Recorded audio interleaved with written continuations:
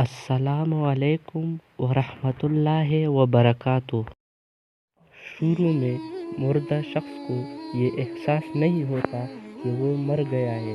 وہ خود کو موت کا خواب دیکھتا ہوا محسوس کرتا ہے۔ وہ خود کو روتا، نہاتا، گرہ لگاتا اور قبر پر اترتا ہوا دیکھتا ہے۔ وہ ہمیشہ خواب دیکھنے کا تاثر رکھتا ہے۔ جب وہ زمین پر ڈھیر ہو جاتا ہے پھر وہ چیختا ہے، لیکن کوئی اس کی چیخ نہیں سنتا۔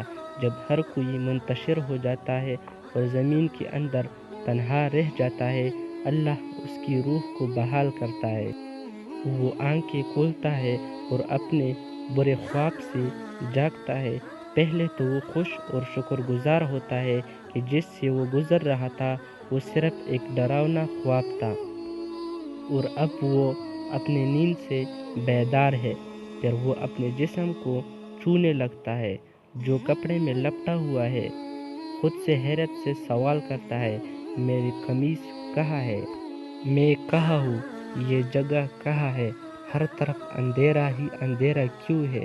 میں یہاں کیا کر رہا ہوں؟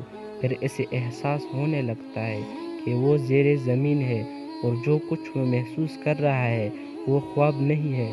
اسے احساس ہوتا ہے کہ وہ واقعی مر گیا ہے۔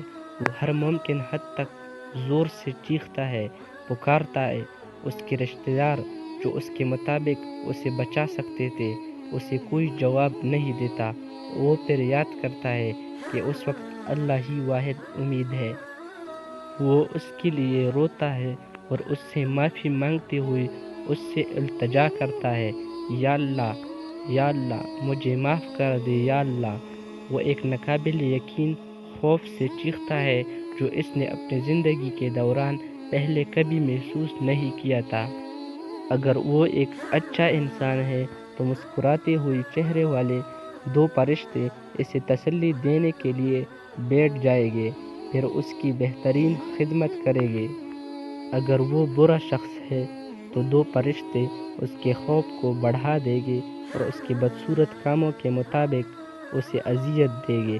اے اللہ، میرے اور میرے ماں باپ، بیوی، بچوں اور میرے خاندان اور دوستوں کے گناہ معاف فرما اور ہمارے ایمان پر موت نصیب فرما، آمین۔